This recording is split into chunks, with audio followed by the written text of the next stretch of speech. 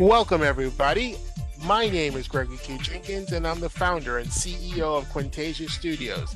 And this is the Quintasia Podcast. Today, we have a very special guest with us today. As you may recall, we had Jennifer Petit Yen, who was from the Film Lab, in a previous episode. And now we have a gentleman who's with us today who's here, also from the Film Lab, and we're going to talk about the 72-hour shootout, and also we'll get to know a little bit more about him as well. So please welcome everybody to the podcast, Shing Chung. Welcome, Shing. Yeah, thank you so much. Nice to meet you guys. Meet you guys, Greg and Harv. Thank you. Welcome. And we're very happy that you're here, and we're happy to talk about, like I said, we want to learn a little bit about you, and then of course we want to talk, more about this competition that the Film Lab is hosting.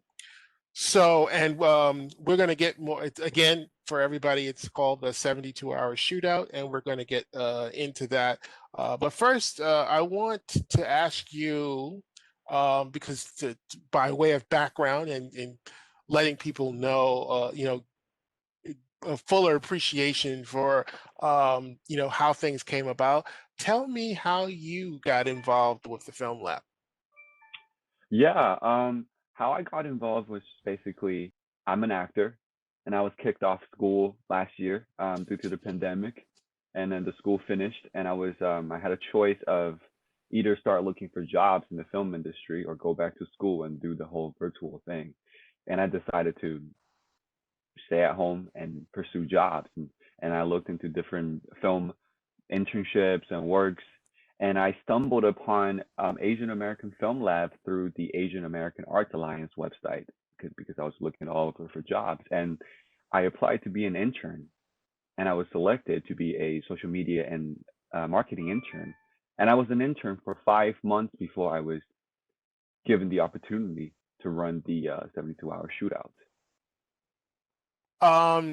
So what have you personally, well, you talked about how, you from school, you were attending school, and then, unfortunately the pandemic happened, and you had to make a decision about whether you were going to stay going to school or start pursuing jobs in the film industry. And then you found out about the Film Lab.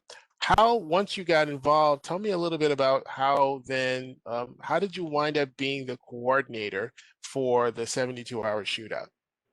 Yeah, when I got involved, I was asked to do a press release for a final screening of their top 10 films, the grand prize winners from last year, their 72-hour shootout. And I wrote a press release on it, and people really liked it when I read it. And I really enjoyed writing it because I've always wanted to create or be a part of a community that does acting, filmmaking, and anything creative, a collaboration. I had that from going to my school, Sarah Lawrence College. And after deciding to not go to school, I was looking for the same kind of collaboration or some sort of partnership. And I was able to write the article for the 72-hour shootout. And in a way, I felt that I was at a really good place at Asian American Film Lab. And I felt like I was making real changes, writing articles and promoting what we're about. Yeah. Okay, and so now that you've got involved, and obviously now that you're the coordinator for the competition, what do you think you what are some of the lessons that you, because you're also an actor, Yeah, um, what have you learned from all of this process? What do you think you came out with? very good question. I'm still learning. Just so you guys we're clear on that. I'm still learning for sure. It's an ongoing process, and I'm learning so much more. What I've taken out so far is that yeah, it's people really function better when they have a community of people who've gone through the same thing. And you can find I've done interviews for other programs in the film lab with filmmakers, Asian American filmmakers, Asian American writers, and we always resonate talking about a common experience growing up, be it mental issues, be it racial injustices in the Asian American communities and other communities, and how to put that on paper and how to represent that.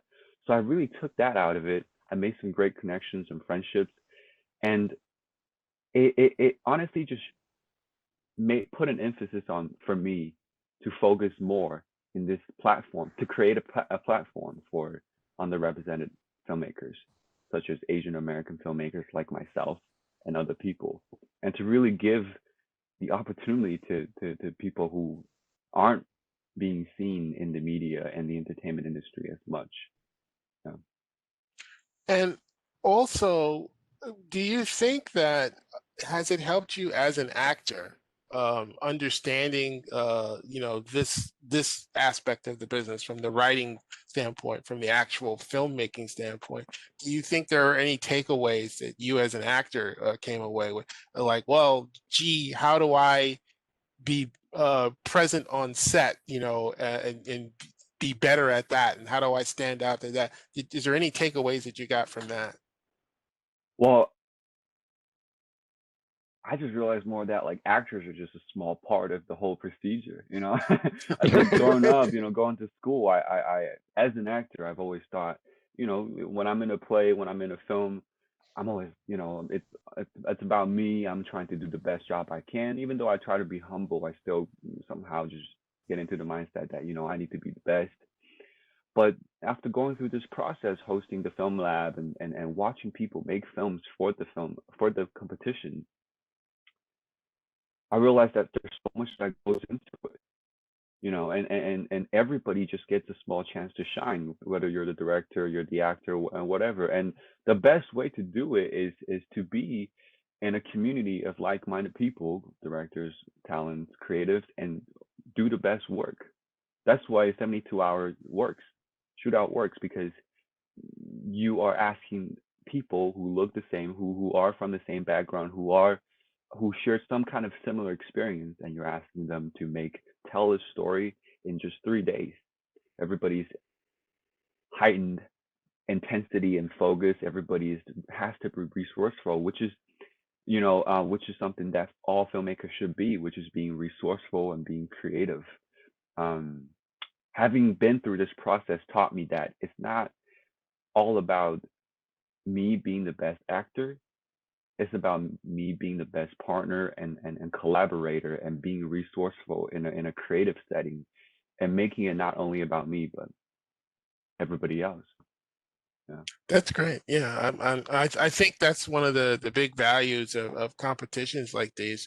So let's dive a little bit more into the 72-hour shootout.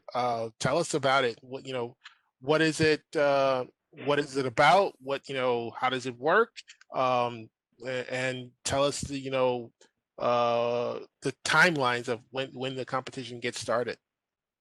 72 hours this year, we're hosting our 17th annual 72-hour shootout. I'm really proud of that. We've been doing it for 16 years already, and it's been great. The process, the open register on March 1st, we open registration. We have the early bird registration, and as the time progresses in April, in May, we're going to have different registrations. Um, and June 4th, the first week of June is when we start the competition, and we like the title entails is 72 hours, which equals to 3 days, and we are going to give the contestants a theme, a main theme that they're going to base their film on, and they're going to have 3 days to make that film. Yeah, and then afterwards, um, we give ourselves about 2 weeks to a month to judge the film, and afterwards we have the grand prize and we have the top winners and everything, all the good stuff, all the good stuff. Yeah. Well, it definitely seems like, I mean, what a challenge that is to get a theme, conceive of something, and then execute on that in just 72 hours. That's quite the challenge. Uh, let Yeah. me let me take a quick break here for our audience out there. If you didn't join us at the top of the podcast, this is the Quintasia podcast, and our guest today is Shing Chung from the Film Lab. And this is our second time having a guest from the Film Lab, and we thoroughly enjoyed our first guest, and we're talking today about the 72-hour shootout. I'm going to toss it over now to, for those of you who have been paying attention to our podcast, what we do here. It's our management team of the company, and we interview certain, guests for our podcast. So I'm going to turn it over now to our CTO, Harv Lecko. Take it away, Harv. Welcome, welcome, Shing. Pleasure to Thank have you you. here and work with Yeah. you. Likewise. Wow, 72 hours. That's a very compressed timeline. Lots Yeah. to do. Um, are some people skeptical about joining a 72 hours competition? And what do you say to people who are a little You bit know, skeptical? I'm going to be honest. I haven't heard the naysayers yet. They've all been excited about joining, so I haven't heard many people being skeptical about the competition. But I understand the sentiment behind it. I understand it 100%. It's 72 hours. It's 3 days. When people hear that and when they're trying to make a beautiful film together, it does pose a challenge. But I want to say that I think it poses a very interesting challenge, and I think it's a challenge that every filmmaker who wants to be at a place of professionalism and at a place of excellence should be faced upon, should be able to confront. I think So in what's a typical challenge that maybe people when they hear it's what is something that you hear a common challenge that when they hear it's a 72 shootout, and how do you respond to that? I mean, there must be some sort of pattern. You've been doing it for 17 years. You must hear yeah. similar, oh, how are we going to address this challenge? Could you just like maybe share a typical challenge and how the Film Labs responds to that challenge? Yeah. Usually I would think that so we give out a theme every year, right? And Right, usually that theme is what's holding the filmmakers in a way accountable because it would be a lot easier if we told that theme say in March when we begin the competition, but we right. do it in June right as they start and they've only been given 3 days to do it. So the filmmakers kind of have to have a premeditated idea or base structure about how they're going to do it. And once the theme is announced, everything is a go.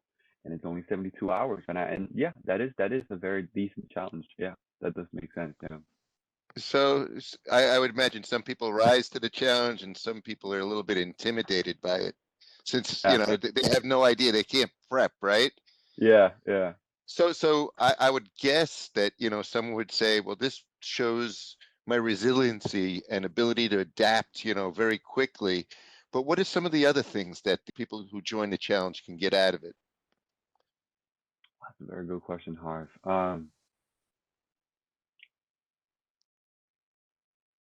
You know, I've seen short films. I've seen short films made in just a week or 2 weeks. I've seen short films made in a year or 2 years. At the end of it, it's a filmmaking competition, right? Where the filmmakers are asked under tight timeline to portray a beautiful film, to make a beautiful film. I think I think no matter what the time limit is, it's about the filmmaking process itself. You know, I mean, typical films, short films do take about 1 to 4 days to shoot. And at the film lab, we ask the same thing, which is 3 days, to be able to film and then post it to us. I think it's a good challenge that every filmmaker should have, and to produce a good content in such a short amount of time. And that proves to have that shows that the filmmaker has resourcefulness, it has resiliency, like you said, and they have a determined mindset to succeed and to put out a good work, a standout work. Yeah. Now, in terms of putting out that work and Hmm. the community, obviously, as you indicated before, it's not just about the actors. There's a lot of people behind the Hmm. entire production. Um, what do you see as people sort of put these films together, and from different perspective, what is important for that team? What are the community aspects, and what are the things that you mentioned from an actor's perspective? It's important that you're aware of the writers, that the production people, and everything. But is there a common theme that's important?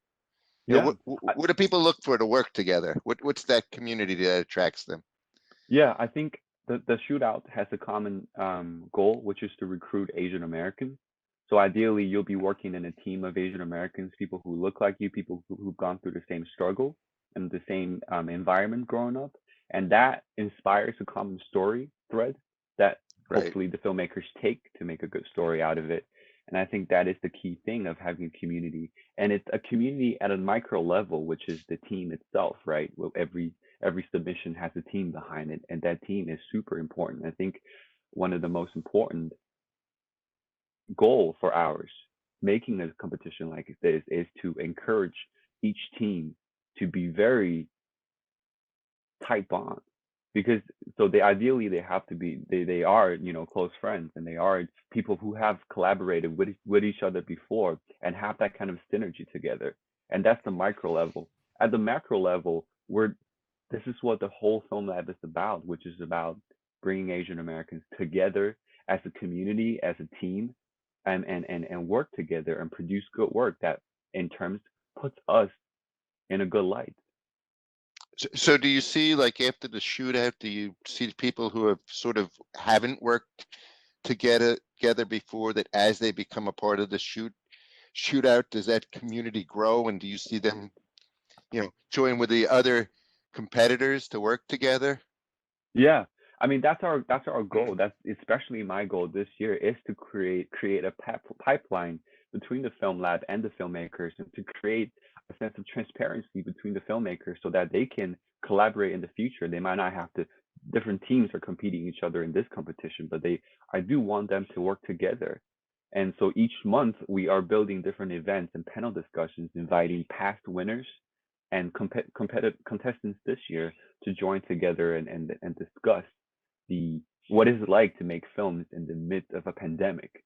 Right. Last year the winners last year had to deal with that. It was a very interesting edition. We call it the isolation edition, where everybody had to, as it plays to the situation itself, which is Sure. isolation, and people have to remote film everything. Right. And I would love to bring those people back on and talk to our current contestants, because we're so in it. We're still in the pandemic, to discuss what it's like to film in a pandemic, and what it's like to use what you've experienced in the pandemic, be it racism against Asian Americans on a community level, on a federal level, on an international level, and use that to tell a story. Maybe that is a part of the story. Yeah.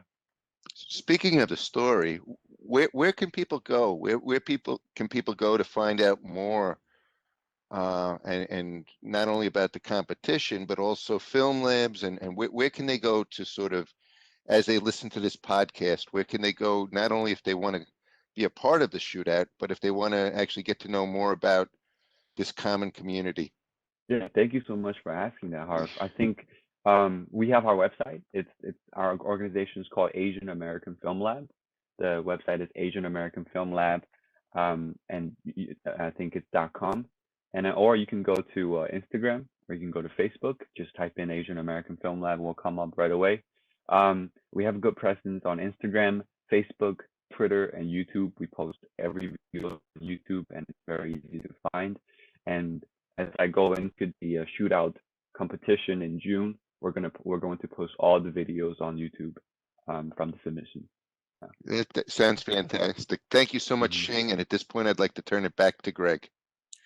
Thank you, and thanks everybody else for out there in the audience. Once again, just to remind you, this is the Quintasia podcast, and we're going to continue our conversation right now. I have a follow-up question for you, Shing. So, do you think Yeah. it's important to have the best looking film? Is that, what's the edge? That is it the equipment that's important that people are using, or what do you think is most important for this competition? Having seen a lot of films from last year's shootout, I have to say it's honestly a 5 minutes film. We asked for the film to be 5 minutes, and I've seen beautiful looking films. I've seen films with beautiful effects. I've seen films with okay effects, just a normal camera. And what caught my attention has always been the story. Now we have in the past and last year where it's beautifully shot. The storyline's beautiful, the music's beautiful, great, beautiful. That's great. And I applaud that. That's probably gonna win really big. But my big thing is my main big thing as a filmmaker and as an actor and what I like is storyline. And I don't think a fancy camera is too necessary. I think you need the basics, but the important thing is to tell a relatable story, a personal story. Yeah. So I have a follow-up, Greg, if I may. Sure. I'd like to know, as it goes into the competition, the delivery of the message and the creativity in the delivery of the message, how that weighs into the Yeah. judging of the product, I the understand film. you, Harv, 100%. That's a very good question because last year our grand prize winner is a film called, I think it's called Raw Yolk, which is about this Caucasian man who is I think has right wing beliefs, and he wakes up in the body of a Korean girl. and so right and he's quite what's the word, xenophobic, Concerned, not really disturbed. prefer ethnic Prepared. foods and all that. Yeah, and he goes to experience it, and the whole film is just 5 minutes, and it's about this person who has this mindset, goes to something that out of his comfort zone and experience, the beautiful food culture of Seoul, comes out of it, he becomes the biggest fan of, ramen, Korean dishes, like, and then the sauce that like the soy sauce, and that's a simple story. There's no fancy effects. There's no nothing. There's not even a lot of beautiful music, but it's just a simple story where it does make sense and it speaks to the core of what Asian American Film Lab is about. And the shootouts is about. It's about identity. It's about delivering a message that is about what it's like for a guy like that who is racist, who to go into a environment and then learn from other cultures and come back and have a complete change of mind. That's a perfect delivery of message, and I think it totally deserved to win the first prize because that's at the end of it, that's what the shootout's about. That's what the judging process is about. It's about giving us a message in 5 minutes and the delivery of it, the style of it, and everything else. Yeah. Well, one of the most important questions that we need to ask you, because it would be remiss, what can you win if in the 72 hours? Yeah. It's all about the. It's all about the prizes. Yeah. Yes. Yeah. Yeah, that's a very good question, Greg. We can't forget about that.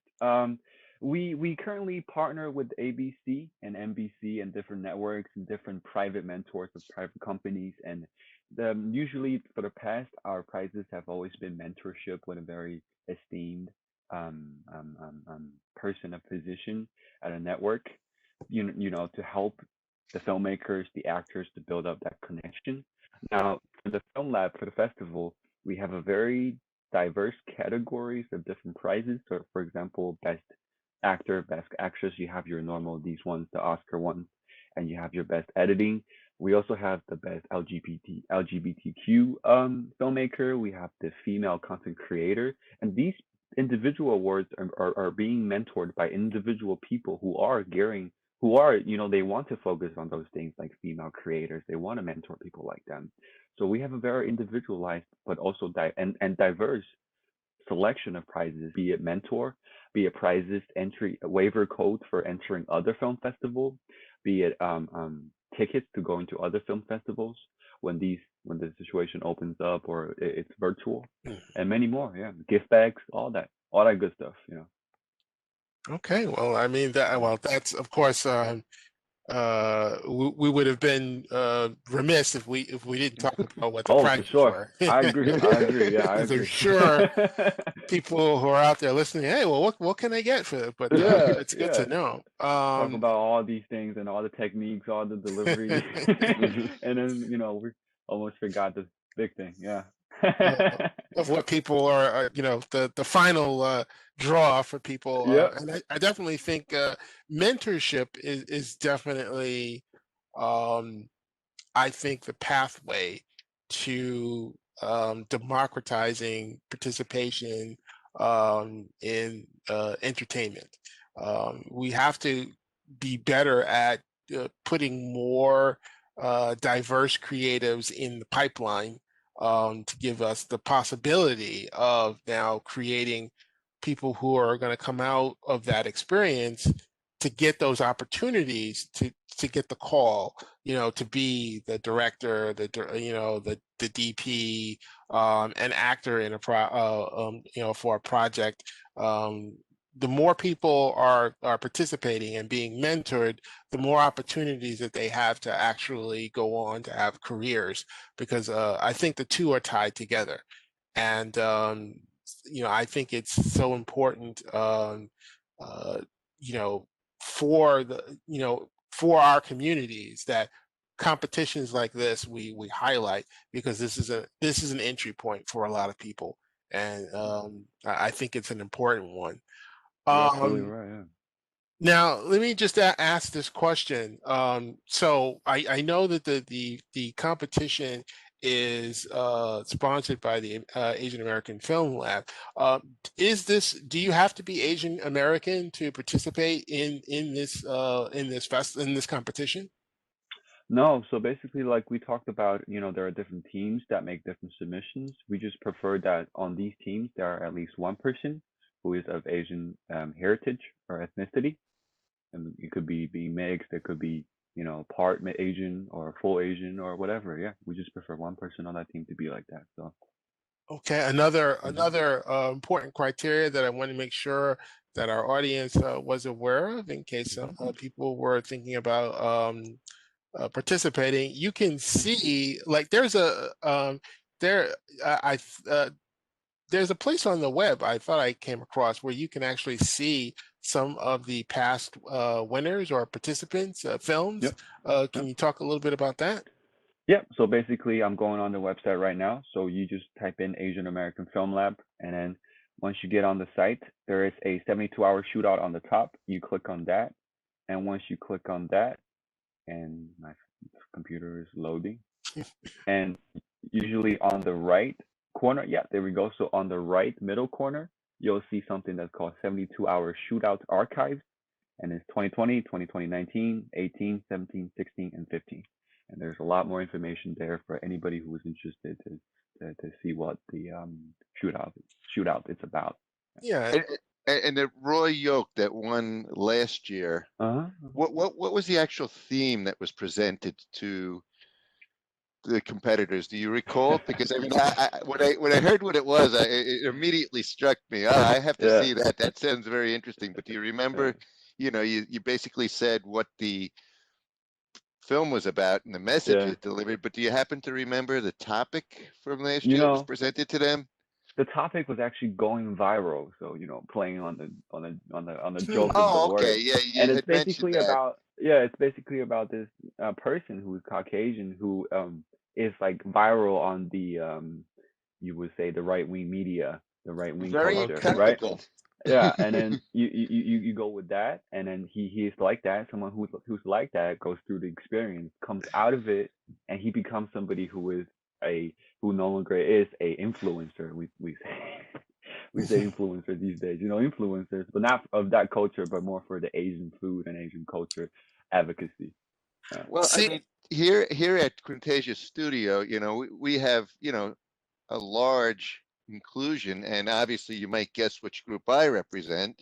Yeah. So hearing that as well, I mean, I will definitely go and watch that. That seems to, something it would be interesting to see um, how that person evolved when they woke up in the body of an Asian woman and having the predisposition of where they started. I mean, I think a lot of people that are listening to our podcast, uh, and people who might be interested in what I have to say, I think it would be interesting for me personally, since it is very topical in the media, to actually see what points were addressed in that 5 minutes. It seems like a lot of material to cover and not a lot of time. So I'd be curious myself to see how they did it so quickly.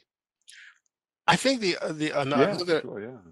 another point that came out from this is, and this just kind of, at least right when you said it, it drove in the point of, now if you just look at the topic, going viral, you wouldn't necessarily get raw yolk from that topic, You but wouldn't. Yeah. No, why you got a raw yolk is because of the perspective of the filmmaker.